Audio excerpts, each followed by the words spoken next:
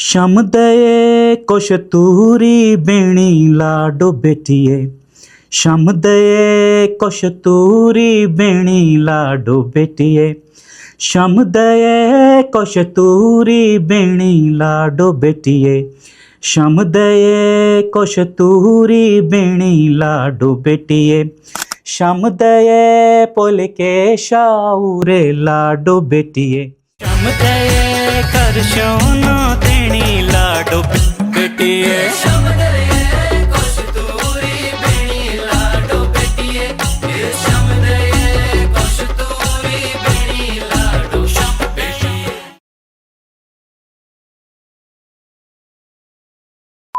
उत्तराखंड के सीमांत जिले उत्तरकाशी से निकलकर और उत्तरकाशी के मुखबा गांव से निकलकर न केवल उत्तराखंड बल्कि देश दुनिया में अपनी लोक गायकी से, जिसमें फ्यूजन का टच दे करके एक अलग पहचान बनाने वाले लोक गायक रजनीकांत सेमवाल आज हमारे साथ हैं। आपसे रूबरू कराते हैं उनकी संगीत की, उनकी गायकी की इस यात्रा के बारे में, अनुभव के बारे में जानेंगे और बहुत सारे सवाल उत्तराखंड की संस्कृति, संगीत को लेकर के। और हाल में शामदेई उनका जो एक गाना आया है जो काफ़ी सोशल मीडिया में वायरल हो रहा है, उन सब से भी बातचीत करेंगे। सेमवाल जी, आपका द न्यूज़ अड्डा के पॉडकास्ट में स्वागत है। सबसे पहले जो अभी हाल फिलहाल जो आपका शामदेई गाना है बड़ा ट्रेंड कर रहा है, क्योंकि जौनपुरी संगीत को आप लेकर के जिस तरह से आए हैं, लेकिन लोग कहते हैं शामदेई का इस गाने का जो बैकग्राउंड है, लोग कहते हैं भाई शौक से भी है इसका संबंध, लेकिन आपने इसको अलग शैली में प्रस्तुत किया। क्या इसके पीछे बैकग्राउंड क्या है, शामदेई गाने का महत्व क्या है और क्यों आपने ये गाना इस अंदाज में आप लेकर के आए? पहले तो आपको नमस्कार और इस पॉडकास्ट को देखने वाले सभी दर्शकों को मेरा नमस्कार। एक्चुअली मैं 2016-17 के आसपास जौनपुर में एक शादी अटेंड करने गया था और वहीं मैंने रासो तांदी में ये गाना सुना, तो जब और मुझे बहुत पसंद आया ये गाना। तो उसके बाद जब हम लोग उस शादी से थोड़ा सा माहौल से बैठे, कमरे में बैठे, और मेरे जो मित्रों ने मुझे वहाँ पे इनवाइट किया था, तो मैंने उनसे इस गाने के बारे में चर्चा की कि ये गाना बड़ा कैची मुझे लग रहा है, तो इसके बारे में कुछ बताइए। तो उन्होंने इसके बारे में बताया कि एक महिला थी शामदेई नाम की, जो कहते हैं गांव में कोई गुण संपन्नता से भरपूर होते हैं, उनके अंदर कुछ अलग विलक्षण क्षमताएं होती हैं। वो उस तरीके की महिला थी और उनकी असामयिक मृत्यु हो जाती है। तो उनको याद करने के लिए गांव वालों ने या उस क्षेत्र के लोगों ने शामदेई जो महिला थी उनके ऊपर ये गीत लिखा, और वो धीरे धीरे जो लोक से निकलता है, लोगों के बीच से निकलता है, वो एक लोक गीत बन जाता है। लेकिन वो शोक का गीत भी था, एक पीड़ा का गीत था, लेकिन वो फिर अब हर्ष का गीत कैसे बना है? वो मेरा अलग अलग सोच है। हर एक जो क्रिएशन करने वाला जो व्यक्ति होता है उसकी सोच अलग होती है। मेरी सोच बिल्कुल डिफरेंट होती है। मैं चाहता हूँ वो, देखिए, किसी का भी जाना बहुत सुखदायी तो नहीं माना जा सकता, दुखदायी होता है, लेकिन कितने टाइम तक आप उसको दुख को ओढ़ के चलते हो अपने कंधों पे। एक टाइम तक आप उसको दुख की तरह याद करते हो, लेकिन जब समय उसको बीतता जाता है तो हम चाहते हैं, या मैं चाहता हूँ कि उनको उनके गुणों के हिसाब से उनको याद किया जाए। और वो जो गाना था वो तो ऐसा नहीं था कि वो शादी में तांदी और रासों में लग रहा था। जब वो तांदी में लग रहा है, रासों में लग रहा है, तो यानी वो एक शादी बारात में लग रहा है, किसी एक शोक सभा में तो बज नहीं रहा था। यानी उस माध्यम से उन महिला को याद किया जा रहा है, उनके गुणों के माध्यम से याद किया जा रहा है। तो मेरा ये मानना है कि कुछ समय बाद उस महिला को हर्ष के रूप में, उनके गुणों के रूप में के रूप में याद किया जाना चाहिए। इसलिए तो वो रासो और तांदी में गाया जा रहा है। यानी जाने का दर्द है जी, लेकिन उनकी खूबियां इतनी ज्यादा हैं कि उस दर्द में उन्हें भुलाया नहीं जा सकता। उनकी खूबियों के चलते उनको एक तरह से खुशी के तौर पर याद भी किया जा सकता है। तो क्या सेमवाल जी, हम चाहेंगे कि आप हमारे दर्शकों के लिए, व्यूअर्स के लिए कुछ उसकी एक दो लाइनें गुनगुना सकते हैं? हाँ जी, बिल्कुल। गाना तो हम थोड़ा उनको सुनाएंगे जी, आपके YouTube चैनल से लेकर के, लेकिन जिस तरह आपने उसको गाया है, खासतौर पर आप अपने गानों का फिल्मांकन बहुत जोरदार तरीके से करते हैं। अमूमन मैंने, चाहे हरियाणवी फोक सॉन्ग हो, राजस्थानी हो, इवन पंजाबी में भी अच्छा होता है, लेकिन उत्तराखंड के भी मैंने लोक संगीत में देखा, फिल्मांकन में लोग कई बार कमी रख जाते हैं, लेकिन आपके गानों का फिल्मांकन आला दर्जे का होता है। पवन जी, मेरा ये मानना है कि यदि आप किसी संस्कृति को, या आप संस्कृति नहीं दिखा रहे हैं, सिंपली कोई गढ़वाली गीत गा रहे हैं, कुमाऊनी गीत गा रहे हैं, और तो वो आप कहीं पे भी उसको फिल्मांकन कर दीजिए उसका। लेकिन यदि उसके पीछे कोई आपकी संदेश देना चाह रहे हो, आप उसकी वहाँ के कल्चर को, वहाँ की शैली को, वहाँ के पहनावे को, वहाँ की बोली को यदि आप दिखाना चाह रहे हो, तो आप उसी क्षेत्र में जाइए। तो मेरा ये रहता है कि मैं उसी क्षेत्र में जाता हूँ। यदि वो जौनसार का गाना है तो मैं जौनसार जाऊँगा, यदि जौनपुर का गाना है तो मैं जौनपुर के एक क्षेत्र को चुनता हूँ जहाँ पौराणिक मुझे शैली के मकान, लकड़ी के मकान मुझे मिलते हैं, वहाँ की जो ड्रेसेस होती हैं और वहाँ का जो वातावरण होता है, उसको ही तो हम दिखाना चाहते हैं। पूरे परिवेश को आप लेकर के आते लेके हैं। गाना चलना नहीं चाहते आपने हैं। लिया वहाँ हाँ, से, पूरे परिवेश को परिवेश वहाँ को। लेकर के आए, ताकि अगर हम शामदेही गाना देखें तो हम जाने कि भाई जो हमारा जौनपुर है, जी, यानी उस गाने में हम जौनपुर को जी सकते जी हैं। सकते हैं। जी, आप गुनगुना रहे थे। तो मेरा यही है। और इसके पीछे एक और लाइन में जोड़ना चाहता हूँ कि यदि आपका कोई दोस्त अब्रॉड में रहता है या दूसरे राज्यों में, पंजाब में रहता है, महाराष्ट्र में रहता है, बिहार में रहता है, और वो यदि आपसे डिमांड करता है कि मुझे प्योर उत्तराखंडी गाना दीजिए, तो आपको वही गाना देना पड़ेगा जो उस क्षेत्र में फिल्माया हुआ, उस ड्रेस में फिल्माया हुआ है, जिसमें वो यहाँ की संस्कृति को देख पाए। इसीलिए वो इतने शानदार, इसलिए वो लगते हैं। थोड़ा अगर सा आप लोगों को उसको अगर आप म्यूट करके देखें तो भी अपने आप में देखना भी अपने आप में एक अलग तरह का अनुभव रहेगा। क्योंकि वो सिर्फ गाना नहीं, पूरी एक संस्कृति आप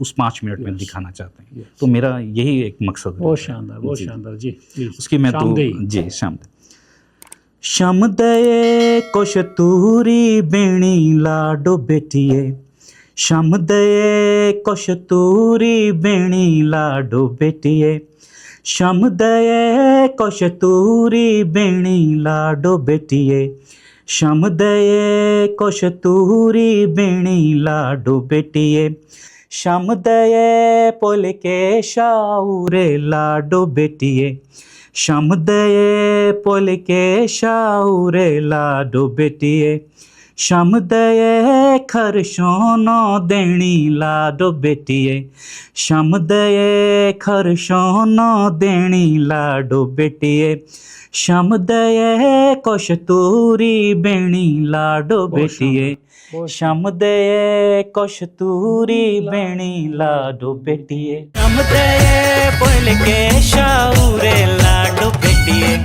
शामदये खरशोनो देणी लाडो बेटिए, शामदये कोशतूरी बेणी लाडो बेटिए, शामदये कोशतूरी बेणी लाडो बेटिए। बहुत शानदार, बहुत शानदार। किस तरह बेटियों को हम अपनी जी बवारियों को याद करते हैं। जी, ये जो आपकी जो लोक गायकी है सेमवाल, जो उसमें एक आपने फ्यूजन को आप लेकर के आए, लेकिन फ्यूजन में सिर्फ आप गढ़वाल के एक तबके तक आप सीमित नहीं रहे। जैसे अभी आपने जौनपुर का गाना शामदेही, उससे पहले आपने जौनसार का गाना गाया। तो ये जो वैरायटी आप लेके आते, क्योंकि उत्तराखंड में तो सिर्फ हम 2 हिस्सों में नहीं देख सकते कि बिग पिक्चर में कि गढ़वाल है, कुमाऊं है। उत्तराखंड के तो गंगा घाटी, यमुना घाटी, अलग शैली, अलग कल्चर, अलग संस्कृति, अलग संगीत, अलग। तो ये जो आप कोशिश करते हैं कि जौनपुर में भी आप वहाँ की कल्चर को दिखाएंगे, वहाँ की गायकी को लेकर के आएंगे, फिर जौनसार को लेके आएंगे, गढ़वाली गाने तो आपने गाए हैं। तो ये जो वैरायटी आप लेकर के आते हैं, इसके पीछे आपकी क्या भावना रहती है? मैं एक बंधन में बंधना नहीं चाहता हूँ एक क्षेत्र विशेष में, कि जैसे मैं टकनौर वैली का हूँ, गंगा वैली जिसे हम कहते हैं, गंगा वैली का सिर्फ वहाँ तक नहीं सीमित रहना चाहता हूँ। मैं चाहता हूँ कि हर एक क्षेत्र में जाके वहाँ के जो एक्चुअली, या लेखनी में आपकी बहुत मजबूत हो, मेरी लेखनी उतनी मजबूत नहीं है, क्योंकि लेखक अलग होता है, गीतकार अलग होता है, म्यूजिशियन अलग होता है, और गायक अलग होता है। कोई विरले होते हैं जो शताब्दियों में एक पैदा होते हैं, श्री नरेंद्र सिंह नेगी जी, जो लिखते भी हैं, कंपोज भी करते हैं और गाते भी हैं। ऐसे तो विरले ही होते हैं। तो हमारे अंदर जो भगवान ने एक गुण दिया है हल्का सा गायकी का, तो उसको मैं गांव-गांव में जाता हूँ। खोजी, जैसे खोजी पत्रकारिता होती है, ऐसे खोजी गायक भी होते हैं जो गांव-गांव में जाके, मेले थौले में जाके वहाँ के वहाँ से पकड़ते हैं। वो गाने ऐसे होते हैं वो किसी ने गाए नहीं होते हैं, और उनको लाना बहुत ज़रूरी है। यदि वो नहीं लाएंगे तो कहीं ना कहीं वो लुप्त होते चले जाएंगे। तो मैं गाँव में जाता हूँ, वहाँ के मेले थौलों में जाके गानों को सुनता हूँ, और उन गानों को समझता हूँ। वहाँ के जो बाजगी समुदाय है उनके पास सबसे जो ज़्यादा जो नॉलेज होता है उन लोकगीतों के बारे में, वहाँ की संस्कृति के बारे में, या बुज़ुर्ग जो लोग होते हैं उन लोगों को बहुत, उनके साथ बैठता हूँ। आपने जो जौनसारी गाना गाया था उसमें आप क्या कहना चाह रहे थे?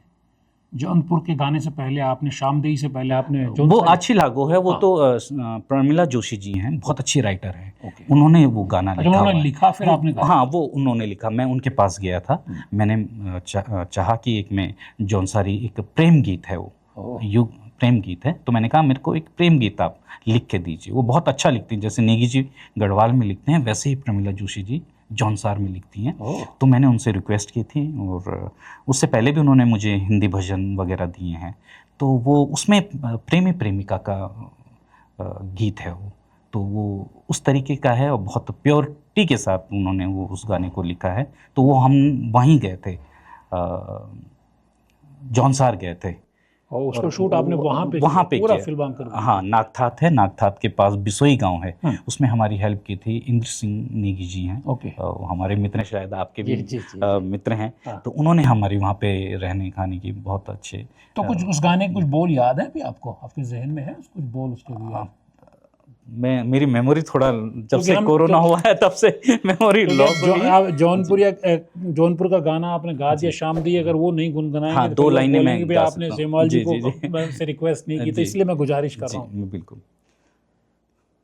आछी लागो मुखे तेरी हिरनी जोशी आँखी, आछी लागो मुखे तेरी हिरनी जोशी आँखी, मीठी मीठी बात तेरी प्यारी लागो साथी, मीठी मीठी बात तेरी प्यारी लागो साथी, अरे आछी लागो मुखे तेरी हिरनी जोशी आँखी, मीठी मीठी बात तेरी प्यारी लागो साथी। भी लागे हों सैदी जिए लागे बसैदी, पुरनी जोशी चाल लागो जब लागे हांडे दी, सब से तू जुदी लागे सब से तू बाकी, सब से तू जुदी लागे सब से तू बाकी, आछी लागो मुखे तेरी हिरनी जशी आँखी।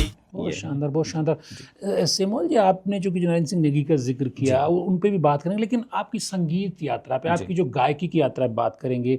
तो सीमांत उत्तरकाशी से निकल करके, वो सीमांत गांव से निकल करके, वो तमाम चुनौतियों से पार करके आपको क्यों लगा कि आपको मैं गायकी में ही हाथ आजमाना चाहिए? और उसमें भी आपने कहा कि नहीं, जब पूरी दुनिया में फ्यूज़न चल रहा था तब आपने कहा कि हम लोक में भी फ्यूजन लेकर के आएंगे, फोक म्यूज़िक में आप फ्यूजन लेकर के आए थे। इसका श्रेय उत्तराखंड में आपको जाता है। क्यों आपको लगा कि नहीं, अब आप पहले तो म्यूज़िक यानी सिंगिंग में आए और फिर आपने फ्यूजन लोक गायकी में लेकर के आए? मैं, मेरे जिस परिवार से मैं आता हूँ, मेरे पिताजी वैसे तो गवर्नमेंट जॉब में रहे, सप्लाई इंस्पेक्टर थे, लेकिन उनको गाने का बड़ा शौक़ था और लोकगीतों को कलेक्ट करने का, वहाँ से मैंने जो प्रेरणा ली अपने फादर से ली।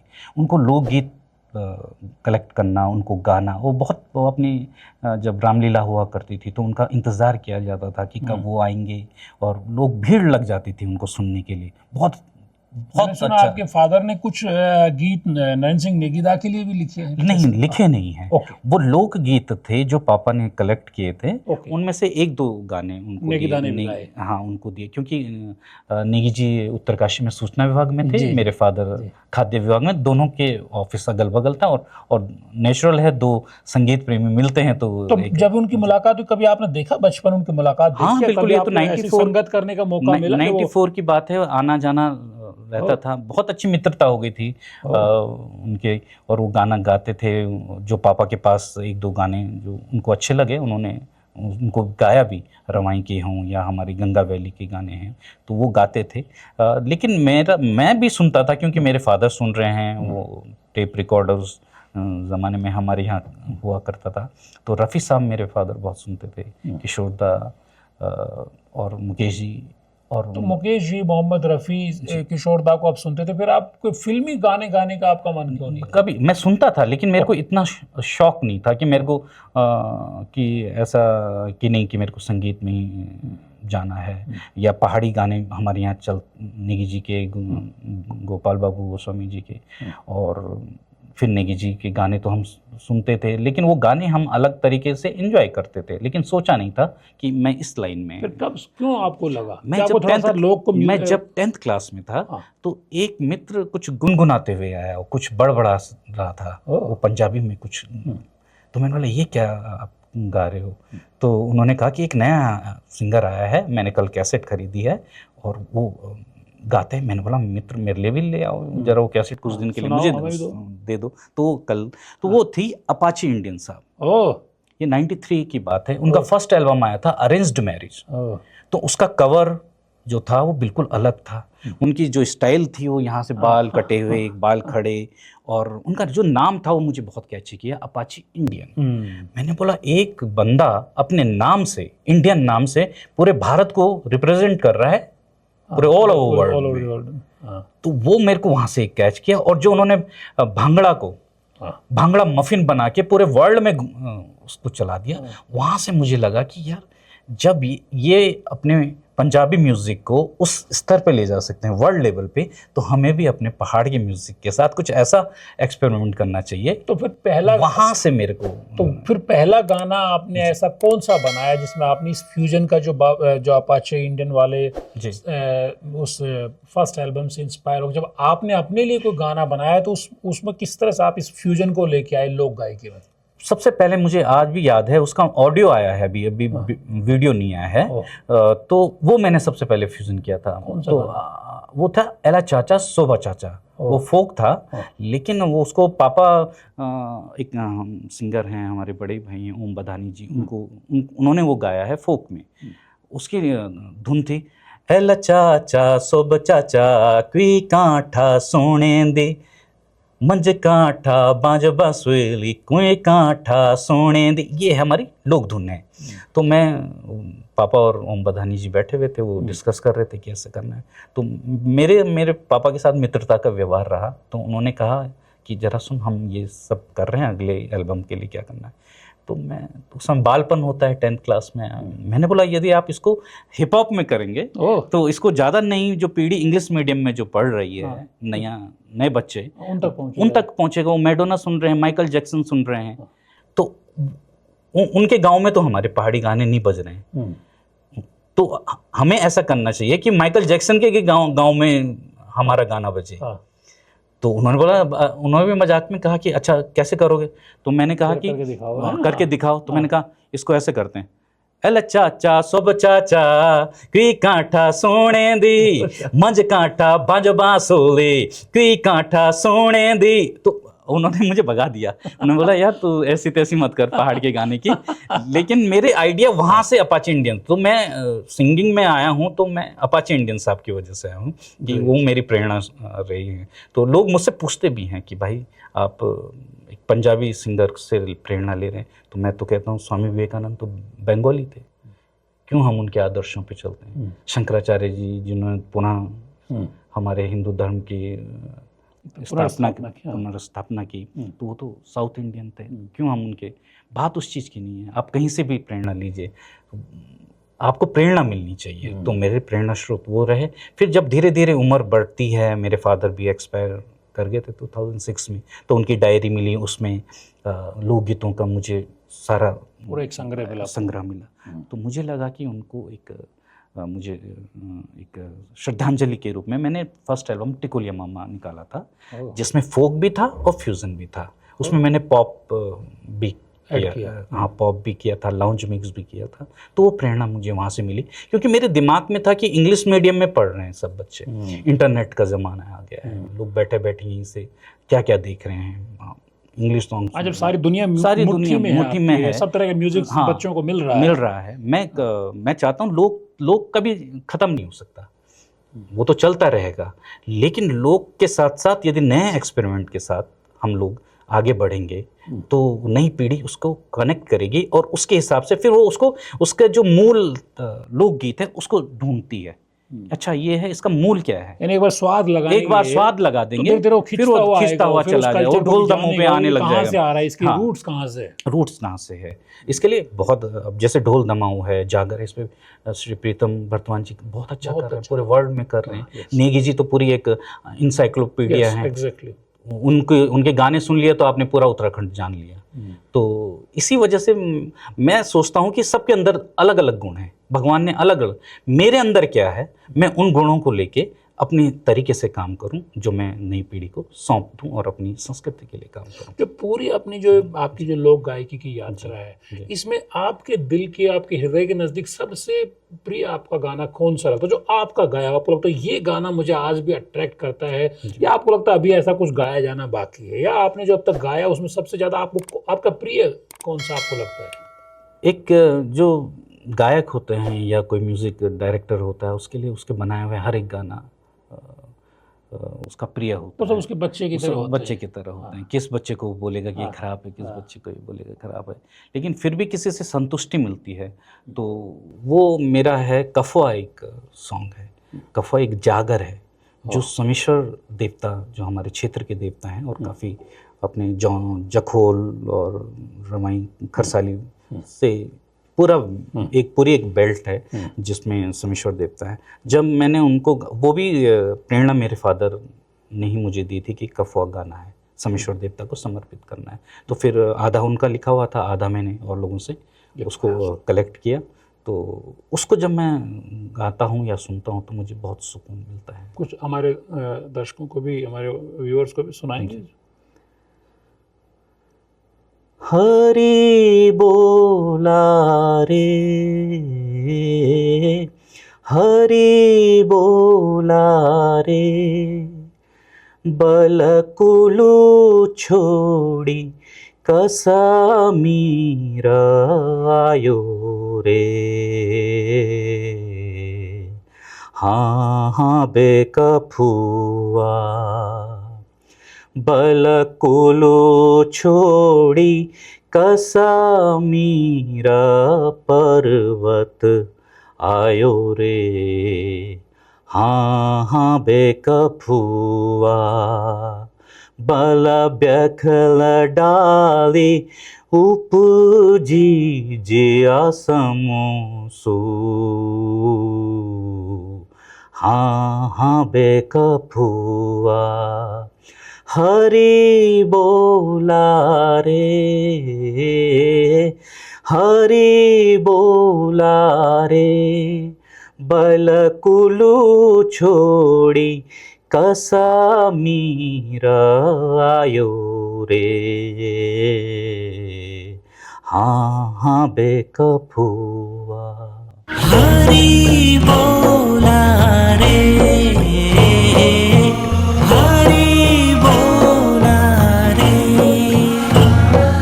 तो इसमें क्या है, क्या कहना क्या चाह रहे हैं, मतलब जैसे आप जो हिंदी में अगर इसको हम ये समझे मैं तो ये तो आराधना हाँ, है ईश्वर की, लेकिन इसमें आवाज़ भी कांपने लगती है क्योंकि इसमें वाइब्रेशन है। ये स्पेशली जागर है जो समीश्वर देवता के लिए गाया जाता है। जैसे कि हनुमान जी को उनकी शक्तियों को याद दिलाया गया था कि आपके अंदर क्या क्या शक्तियाँ, उसके बाद उनका जो रूप सामने आया आता है। ऐसे ही समीश्वर देवता को जब मेला होता है तो उससे पहले ही कफवा गाया जाता है। उनके बारे में इस गाने में पूरी चर्चा है कि आप कहाँ थे, कहाँ से चले थे, आपने कौन कौन सी सिद्धियाँ प्राप्त की थी, आप पे कौन कौन सी आप तंत्र मंत्र के ज्ञाता हैं। तो जब उनको ढोल के साथ उनको होता है तो फिर वो बॉडी जिसके अंदर देवता आता है वो पूरे हिलने, वाइब्रेट करते। कितनी मतलब ये हमारी जो लोक संस्कृति में ही कितनी बड़ी ताकत है। हम अपने भगवान, अपने आराध्य को भी याद दिलाते हैं। हम तो इंसान है, तुच्छ हैं, लेकिन फिर हम अपने लोक देवता को, अपने भगवान को भी याद दिलाते हैं कि भाई आपकी शक्तियां तो अपार हैं। जी जी जी, ये हमारी लोक संस्कृति हमें छूट देती है कि हम अपने भगवान को भी बताते हैं, क्योंकि हम तो बहुत तुच्छ हैं अपने भगवान के सामने।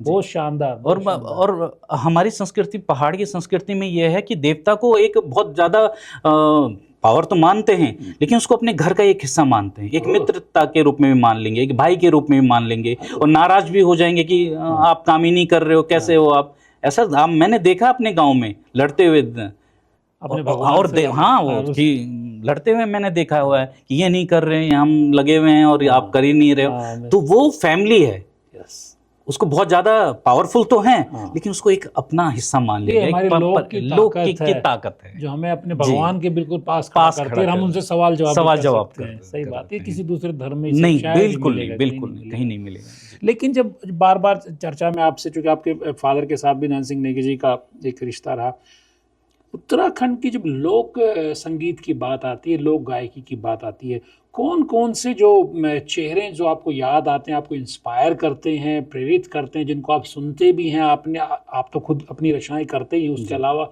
आपको लगता है उनको सुनना आपको अच्छा लगता है? मुझे श्री नरेंद्र सिंह नेगी जी को सुनना बहुत अच्छा लगता है, क्योंकि उनका हर एक गाने में एक मैसेज है, हर एक गाना कोई टॉपिक पे बेस्ड है।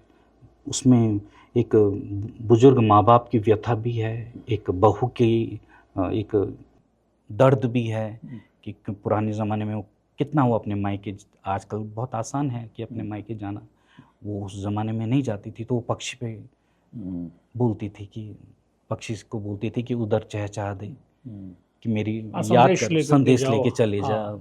ताकि उनको मुझे याद आ जाए। तो उनके गाने जो हैं, उनको जब सुनते हैं तो मतलब ऐसा लगता है कि कैसे लिख दिए हैं ये मतलब कोई साधारण आदमी लिख नहीं सकता। तो उनके गीतों में वो भाव है कि आप जब सुनते हैं कानों से तो हृदय तक पहुंचते हैं।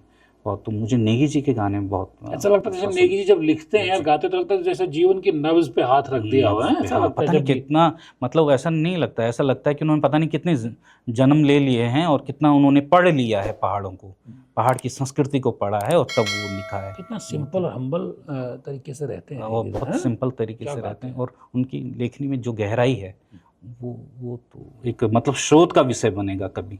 निश्चित तौर पर। लेकिन नेगीदा तो पॉलिटिकल सटायर भी कर देते हैं। जी जी और जैसे आपने बताया कि चाहे फिर पलायन की पीड़ा हो, देहरादून में हम हमारी जिस तरह बहुत देहरादून को जोड़ के भी उन्होंने गाना लिखा है, और हमारी सड़कों को लेकर के, हमारी राजनीति को लेकर के, हर चीज़ को लिखा उन्होंने। जी।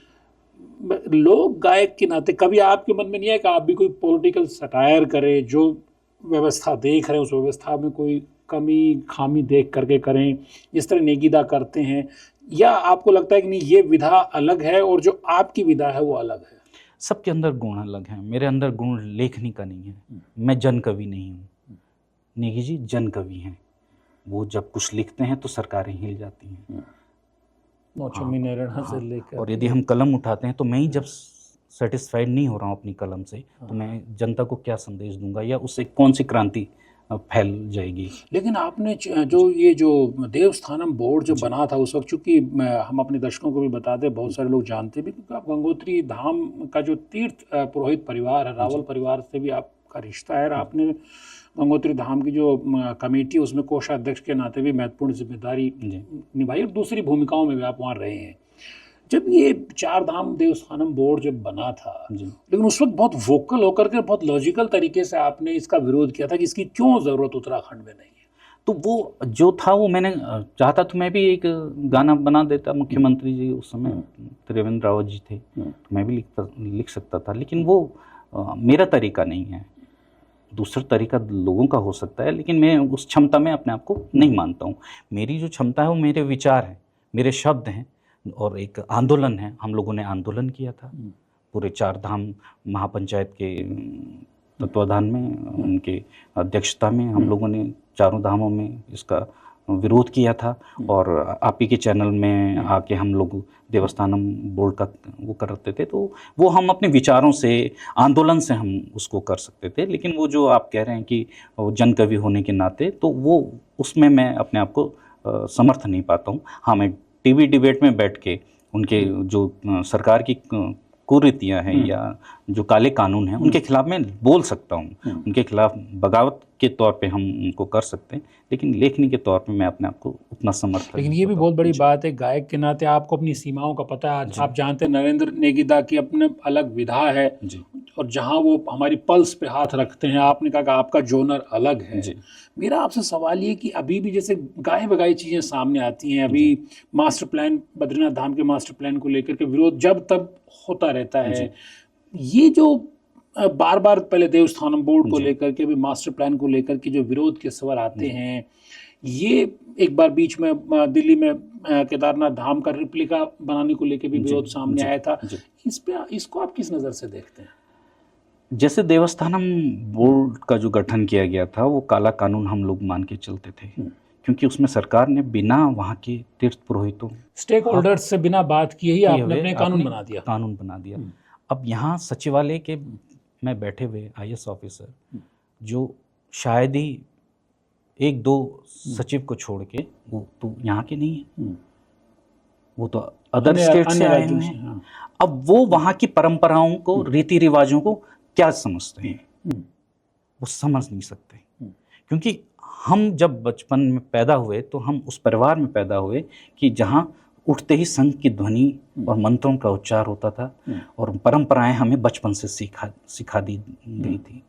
और हमारे देवी देवता तो इतने हैं कि वो किसी भी बात पे बोल सकते हैं कि थोड़ा सा समय ये हो रहा है, आप इस देवी पाठ कराइए, आप नरसिंह पाठ कराइए, आप नाग देवता की पूजा कराइए, ये कराइए, वो कराइए। तो वो हमारी समितियों के अंडर में है ना, कि वो तुरंत निर्णय लेगी, तुरंत उस चीज को कार्य करेगी, जो भी कार्य सुधार होंगे। अब यदि देवस्थानम बोर्ड में हमारे अधिकार छीन लिए, हमें निकाल दिया, तो पहले वहाँ जो हमारी जो परंपराएं हैं वो लिख के पहले सचिवालय में हम इस गेट पे खड़े होंगे। अब सचिव हमें अंदर आने की परमिशन देगा, नहीं देगा, फिर हम एप्लीकेशन लिखेंगे कि हमें भागवत कथा करनी है, हमें सत्यनारायण कथा करनी है। तो क्या पहले वो तो विल्सन की तरह हो जाएगा ना, जिसने समेश्वर देवता को चैलेंज कर दिया था और फिर वो हार हो गई। तो यहाँ जो बैठा हुआ है सचिव, वो हमारी परंपराओं को नहीं समझ सकता, इसलिए उसका विरोध किया गया। और जो मंदिरों में है वो किसी सरकार ने तो नहीं बनाया है, वो हमारे पूर्वजों के द्वारा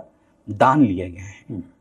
कभी नेपाल नरेश से दान लिया गया था, कभी जो फाइनली अभी जो मंदिर है वो जयपुर के राजा मान सिंह जी के द्वारा निर्मित करवाया गया। जिनकी आस्था है, जिनकी आस्था है, आम जनमानस का है, उसमें सरकार का क्या काम? हाँ, आप गंगोत्री धाम में या चारों धामों में किसी भी धाम में आप करना चाहते हैं तो वहाँ की फैसिलिटी आप बढ़ाइए, आप बेहतर व्यवस्था करिए, आप स्वास्थ्य सेवाएं दीजिए, आप बसें बहुत अच्छी चलाइए। कितना आपको क्राउड मैनेजमेंट पे सबसे ज़्यादा फोकस करना चाहिए, जो हो नहीं रहा है सबसे ज़्यादा। अब आप कहते हैं कि आपने देवस्थानम बोर्ड उस समय बना रहे थे, जो धामी जी ने उसको कैंसिल किया, तो आप कह रहे थे कि लाखों लोग आएंगे, हम लाखों लोगों की व्यवस्था करेंगे। तो फिर आप रजिस्ट्रेशन क्यों कर रहे हैं? आप उसकी लिमिट क्यों कर रहे हैं कि सिर्फ 10,000 जाएगा? एक तरफ आप बोलते हैं कि हम लाखों लोगों की व्यवस्था करने के लिए मास्टर प्लान ला रहे हैं। रजिस्ट्रेशन से क्या प्रभावित हुई? क्या बहुत प्रभावित हुई, असर पड़ा था बहुत। अभी आप होटल खाली चले गए। ओके, एक तरफ आप कह रहे हैं कि होम स्टे बढ़ाइए, एक तरफ आप कह रहे हैं लोन लीजिए, होटल बनाइए, लोग रोजगार की तरफ जा रहे हैं। दूसरी तरफ आप कह रहे हैं कि नहीं, बस 6,000 जाएगा या 10,000 जाएगा। तो जो आपने एक तरफ तो ये कहते हैं भी जाम लग जाएगा, तो क्राउड अराजकता फैल जाएगी, इसलिए हम कोशिश करते हैं कि रजिस्ट्रेशन के बहाने उनको थोड़ा सा एक हिस्सों में बांट के भेजें। बिल्कुल नहीं। जिसका रजिस्ट्रेशन गंगोत्री में 10 मई का है, वो 10 मई को पहुंच ही नहीं पा रहा है, और जिसका ऋषिकेश में अटक गया, वो रजिस्ट्रेशन में अटक गया। वो इतना कॉम्प्लिकेटेड है फॉर्म कि आप उसको कर ही नहीं पा रहे हैं। जिसका वो दिखाना पड़ता है, आपका होटल की बुकिंग दिखानी पड़ती है। अब वो कह रहे हैं 12 दिन में आप पूरा करिए, फिर कहते हैं कि नहीं, इन धामों के अलावा भी 4 और जगह, जो इतने जगह हैं, आप वहाँ घूमिए। फिर वो 12 दिन का आपका शेड्यूल क्यों फिक्स है? तो आप कौन होते हैं किसी को ये दिखाने वाले कि आप उधर जाइए, उधर? जिसका जो मन होगा वो जाएगा। किसी का ये होता है कि मैं बद्रीनाथ जाऊँ, किसी का होता है केदारनाथ जाऊँ, किसी का चारों धाम का होता है। तो ये बहुत कॉम्प्लिकेटेड है हिसाब किताब। और अब जो बद्रीनाथ में जो मास्टर प्लान को लेकर बार में जो विरोध की बातें आती हैं, हाँ, कल ही उसमें वहाँ पे प्रोटेस्ट हुआ है बहुत बड़े स्तर पे। वहाँ की पुनर्वास जो नीति बननी चाहिए थी वहाँ के लोकल के लिए, उस पे काम उस तरीके से नहीं हुआ जो वहाँ के लोकल चाहते हैं। आप एक शहर को उजाड़ के दूसरा शहर बसा रहे हैं, ये कौन सा आप विकास कर रहे हैं? इसको विकास की श्रेणी में नहीं रखा जा सकता है जी। अभी कुछ म्यूजिक में फिर हम लौटते हैं, कुछ नया कुछ करने का मन बन रहा है, ऐसा कुछ आपके दिमाग में चल रहा है, कुछ ऐसा बैक एंड पे प्लान में कर रहे हैं, कुछ नया, कुछ गाना? शामदेही के बाद अभी क्या लेकर के आप आ रहे हैं, ऐसा कुछ? हाँ, 2-3 प्रोजेक्ट हैं मेरे पास। एक तो कुमाऊं का ही मैं गाना। अच्छा, कुमाऊं पे भी कर मैं कर रहा हूँ। क्या कर रहे हैं बताइए? एक गाना है कुमाऊं का, और न्योली एक पैटर्न है, तो अभी मेरे पे लिरिक्स नहीं है तो मैं गा नहीं सकता। हाँ। तो कुमाऊं का एक गीत है, उस पे है। पहली बार आप कुमाऊं का गीत गा रहे हैं या नहीं, इससे मैंने पहले आपने एक गाए? वंदे मातरम एक था, ओके। वो कुमाऊनी में, हाँ। वो गाया था गाया दूसरी था। बार फिर आप मैं ये दूसरी गा- बार ये प्रयास कर रहे हैं। प्रयास कर रहा हूँ, और लगातार ये प्रयास है कि नए तरीके से करें, फोक को भी लाएं, नए एक्सपेरिमेंट भी करें, जिससे कि एक रोचकता बनी रहे, मतलब आदमी मोनोटोनस ना हो, एक नए तरीके से पेश किया ये जो अब जो नई जो युवा पीढ़ी है जो लोक गायकी में अपने हाथ आजमा रही है उत्तराखंड में, इनको लेकर के को क्या देखते हैं? क्या कोई आपको ऐसा आकर्षित अट्रैक्ट करता है कि हाँ ये आवाज़, ये बंदा है, ये सही गा रहा, आगे जाकर के कुछ बड़ा करेगा? ये जो नई पीढ़ी में कुछ आपको दिख रहा है कोई ऐसा बंदा? हाँ, काफ़ी सारे, बहुत सारे सिंगर हैं जो काम कर रहे हैं। इसको मैं खुद भी अपने आप को लोक गायक नहीं मानता हूँ, तो हर जगह हम यदि ये कह दें कि लोक शैली या लोक गीत या लोक गीत भी हो सकते हैं, उसको तो उस गीत में नए नए तरीके से लोग कर रहे हैं। विवेक नौटियाल बड़ा बहुत अच्छा कर रहा है काम, सौरभ मैठाणी है, पांडवास बहुत अच्छा काम कर रहे हैं, प्रियंका मेहर हैं, और उधर इंदर आर्य हैं, तो कैलाश है कुमाऊं में, प्रहलाद दा थे, वो तो स्वर्गवास हो गया, पप्पू कार्की थे, बहुत बेहतरीन काम कर रहे थे। तो नई जो पीढ़ी है वो बहुत सुरीली पीढ़ी है, बहुत क्रिएटिव पीढ़ी है, तो वो अपने तरीके से काम कर रहे हैं और उनको काम करने देना चाहिए अपने तरीके से। थोड़ा सा हाँ, आधुनिकता के नाम पे अश्लीलता नहीं होनी चाहिए, बाकी। लेकिन जो डीजे की बीट्स का भी एक कॉन्सेप्ट है, क्योंकि चाहे फिर हरियाणवी फोक्स गाने देखो, पंजाबी देखो या कोई दूसरे, सब में ये डीजे की बीट्स बहुत है। तो वो उत्तराखंड में भी इस नई पीढ़ी में देखने को मिल रहा है कि डीजे की बीट्स पे बहुत ज़्यादा उनका जो म्यूजिक बन रहा है। या आपको लगता है ये सही है या ये क्या है? बैलेंस होना चाहिए। ओके। क्योंकि मैं समझता हूँ कि पहले जो हमारी शादी ब्याह होते थे उसमें पंजाबी म्यूज़िक का बड़ा इन्फ्लुएंस होता था, वही बजते थे और उन्हीं पे डांस होते थे। लेकिन जो गजेंद्र राणा जी हो गए या मंगलेश डंगवाल हो गए, वीरेंद्र राजपूत हो गए, साहब सिंह रमोला, किशन महिपाल जी हो गए, तो इन लोगों, इनका योगदान बहुत है। मतलब उन डीजे पे पंजाबी म्यूजिक को उतार के पीछे कर दिया इन्होंने और अपना म्यूजिक, पहाड़ का म्यूजिक आया है, तो ये एक बहुत बड़ी बात है। बहुत बड़ी बात। अपना नया बच्चा पंजाबी म्यूजिक में ना जाके अपना म्यूजिक सुन रहा है, तो आप उनका क्रेडिट छीन नहीं सकते। उनको भी क्रेडिट जाता है नई पीढ़ी को जोड़ने के लिए। तो मेन बात होती है कि बैलेंस हम कैसे कर रहे हैं, अपने लोक साहित्य को, लोक संगीत को पकड़ के रखे, थामे रहे, अगर आधुनिकता में कोई अच्छी चीज हमें मिल रही है उसको भी लेके चले। पहले न्यूज़ चैनल हुआ करते थे, अब कैसेट का ज़माना था, फिर सीडी आई, फिर अब यूट्यूब आ गया है, ऑडियो प्लेटफॉर्म आ गए हैं, बहुत सारे सोशल मीडिया चेंज हो रहा है, बहुत चेंज हो रहा है। तो आप कैसे मतलब मान सकते हैं कि हम उन्हीं चीज़ों पे अटक के रह जाए? वो आपको बदलाव हर चीज़ में नज़र आएगा, लेकिन मेन ये है कि ये कलाकारों की जिम्मेदारी है कि हम उसको कैसे बैलेंस करके नई पीढ़ी को सुनते हैं।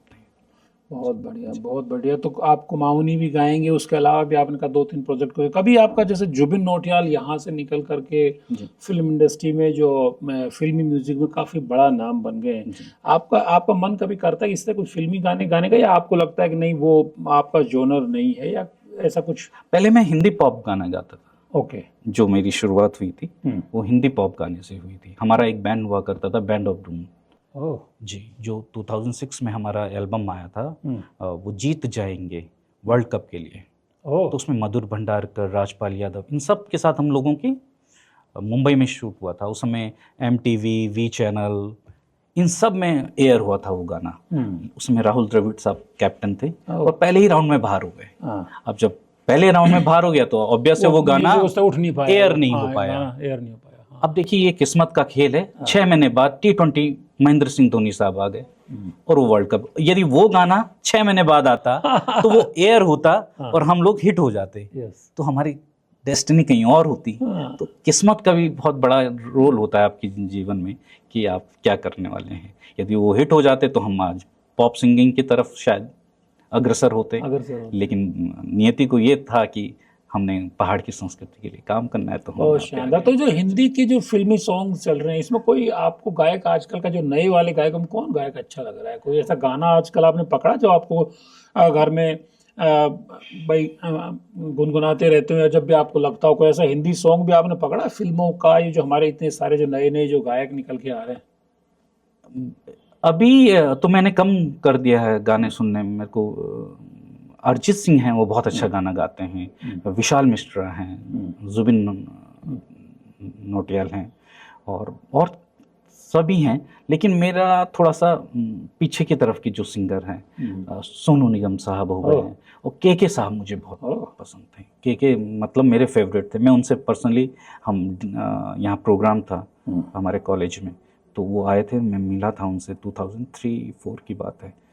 उनका जो टच था वो मुझे बहुत पसंद है। उनके गाने में काफ़ी सुनता हूँ, आज भी मैं उनके गाने। कौन सा गाना है उनका सबसे अच्छा लगा आपको?